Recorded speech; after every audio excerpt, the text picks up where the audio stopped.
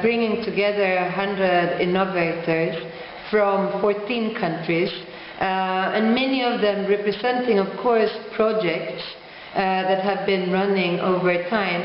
The fact of bringing all of them together, that was really one of the major achievements.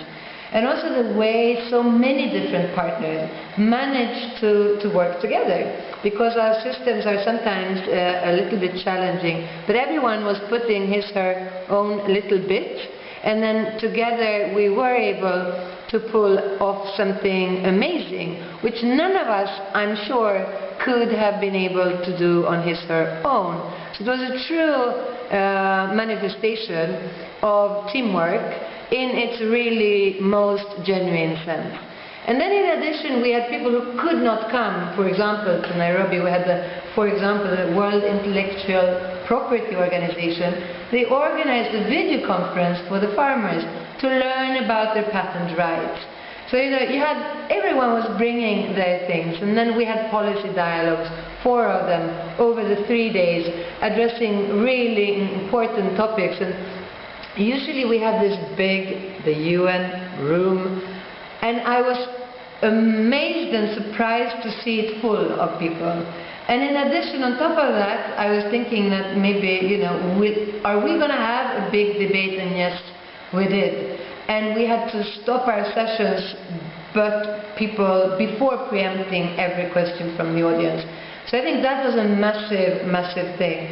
In the conference with WIPO, the Intellectual Property Organization, I had 5 handwritten questions from the South Sudan delegation, for example. That for me was an incredible, you know, success and empowerment indicator, that we really, the Sharefair in itself, it managed to meet a demand that had been latent. It met that demand.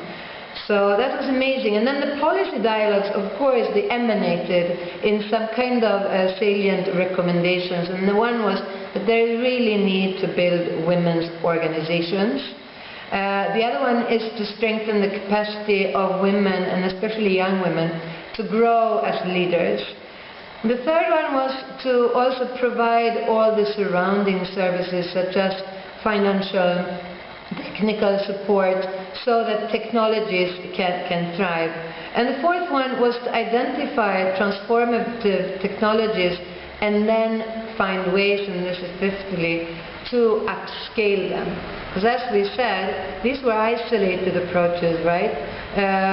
Supported by individual great initiatives, but now the challenge would be how to bring them to scale and to roll some of them out. And we had technologies in the whole value chain, so starting from production, how to enhance, accelerate production, and then through, for example, and Carol was talking about that, post-harvest storage, and then also value addition.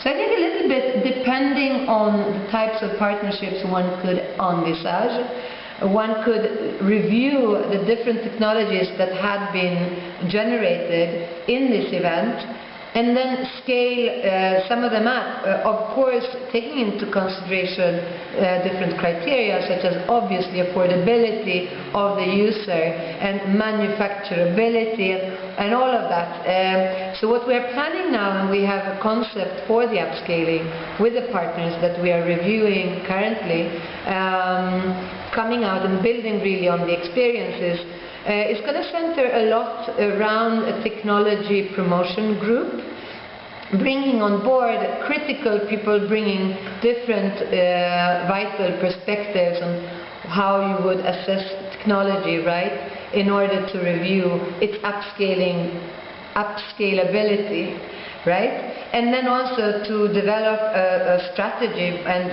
identify the types of partners that would be required for an effective scale-up. And in preparation of the Sharefair, obviously, we made an inventory of all similar initiatives. We haven't seen much. So therefore, there's really not too much to learn from scaling up of rural women's technologies, which is quite important. Of course, Sharefairs have been used many, many times. But we think and we know that women have specific constraints, and therefore terms of upscaling really has to be embedded in women's own constraints and opportunities and taking these into consideration. So that's really, you know, our plan for now and then for the next year, for the years to come.